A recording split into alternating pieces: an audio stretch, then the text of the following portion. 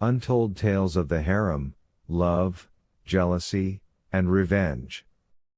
Step behind the gilded walls of the Ottoman Harem, where power and passion collided in secret chambers hidden from history books. This story follows the journey of Dilruba Hatun, a concubine who dares to love a forbidden man, and the dangerous game of jealousy and revenge that unfolds around her. Set against the backdrop of Topkapi Palace during the reign of Sultan Ibrahim I, this tale blends fact with fiction to explore the emotional turmoil, betrayals, and forbidden romances that shape the unseen world of imperial women. Based on historical practices and dramatized for storytelling, this is a captivating look into the hidden heart of the Ottoman Empire. The silent walls of Topkapi. Behind the golden gates of the Topkapi Palace, past the echoing marble halls and the whispering cypresses of the inner gardens, lay a world unknown to most, the imperial harem. To outsiders, it was a prison of silk and perfume, but for those within, it was a battlefield cloaked in elegance. Here, every glance was a weapon, every favor a throne, and every night could change a woman's fate. In the mid-17th century, under the reign of Sultan Ibrahim I, often remembered for his erratic rule and obsessive passions, the harem housed more than 300 women, each hand-picked from distant corners of the empire, Circassian beauties, Venetian captives, Greek maidens, and Persian noblewomen. But within this bejeweled cage, it was not beauty alone that determined a woman's rise, it was her wit, alliances, and sometimes, her cruelty.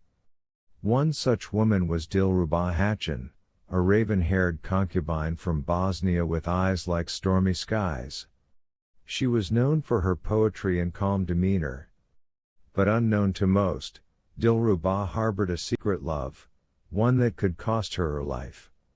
She had fallen, not for the Sultan, but for Iskender Aga, a young, soft-spoken eunuch who served as a messenger within the palace.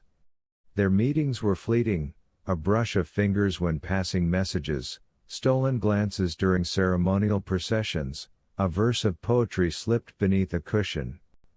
Love, even forbidden, was irresistible in a place so starved of tenderness. But their whispers did not go unnoticed.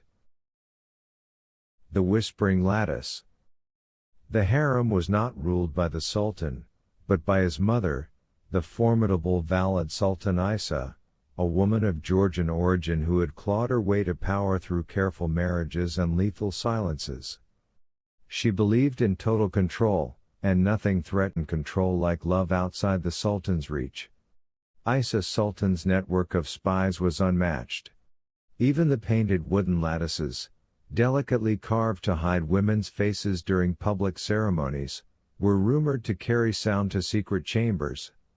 It was through this network that Nihal Hatun, a cunning concubine with ambitions to replace Dilruba as Sultan Ibrahim's favorite, learned of the forbidden affair. One moonless night, Nihal planted a pair of Iskender's sandals beneath Dilruba's bedchamber. The next morning, she arranged for the Valid Sultan's maid to accidentally discover them. Scandal, once seated, bloomed quickly. But Isa Sultan was clever, she did not strike immediately. Instead, she invited Dilruba to a private dinner. Surrounded by tapestries depicting lions and roses, Isa sipped her sherbet slowly, watching Dilruba's face. "A rose cannot love a servant, child," she said calmly. "And if it does?" Dilruba replied, her voice barely above a whisper. "Then it must bleed." Within a week, Iskender Aga was reassigned to distant duties, far from the inner chambers of the harem. But Isa was not cruel by impulse. She knew exile would stir deeper pain than execution. And so Dilruba stayed, alive, beautiful, and quietly shattered. The Jealous Moon. Years passed, and Dilruba's star dimmed. She was no longer the Sultan's favorite, her nights were fewer, her influence waned. But jealousy did not die, it only changed forms. By 1656, a new favorite had risen, Aylin Hatun, a Persian concubine with flaming red hair and a voice that could lull a lion to sleep. Aylin was bold, unlike the others. She read Persian philosophy, quoted Omar Khayyam in court, and was rumored to bathe in goat's milk infused with saffron and crushed emeralds. But most importantly, she bore the Sultan a son. This child, named Said Murad, was Ibrahim's pride. And where there is a prince, there is power. Aylin's rise was meteoric, and soon, even the valid Sultan began to fear her influence. Dilruba, still lingering in the shadows of the harem, had not forgotten. She had learned patience from her pain. One day, she offered to prepare a tonic for Aylin's morning nausea, using herbs passed down from her grandmother. Aylin accepted graciously. 3 days later, Aylin collapsed during a bath. Though the physician blamed food poisoning, rumors swirled like the palace pigeons. Aylin survived, but her child, unborn and unseen, did not. The palace mourned. The Sultan wept.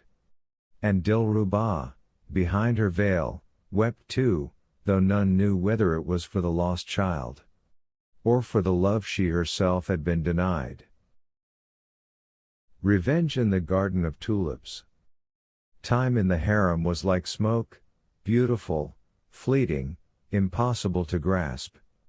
By 1659, a new sultan had ascended the throne, Mehmed IV, Ibrahim's son from another concubine.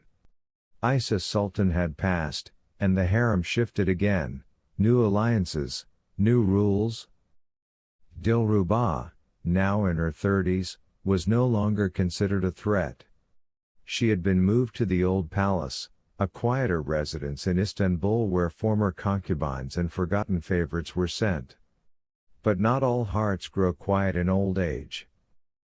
One spring morning during the Festival of Tulips, a grand event where the palace gardens exploded with color and the air smelled of orange blossoms, a strange guest arrived. It was Iskandar Aga, now bald, older, and bearing the scars of decades in service, but still with that same solemn gaze.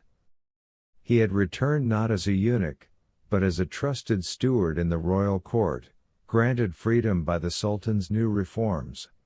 He asked for Dilruba. The meeting was permitted. No one knows what was said between them that day. Some say he came to apologize, others that he came to rekindle what had once been. But what is known is this: within a week, a letter was found among the Sultan's documents, sealed with the old tugra of Ibrahim himself. The letter accused several current harem attendants of conspiring to poison the Sultan, and it included evidence, names, and codes used by the palace kitchen. It caused an uproar. 3 women were exiled, 2 imprisoned, and the new valid Sultan, suspicious of every cup she sipped afterward, dismissed her entire household. Some say the letter was forged, crafted by Dilruba and Iskandar as a final act of revenge against the system that crushed them both. Others claim it was real, a final service to the empire before they vanished from its stories forever. What happened to Dilruba after that is uncertain.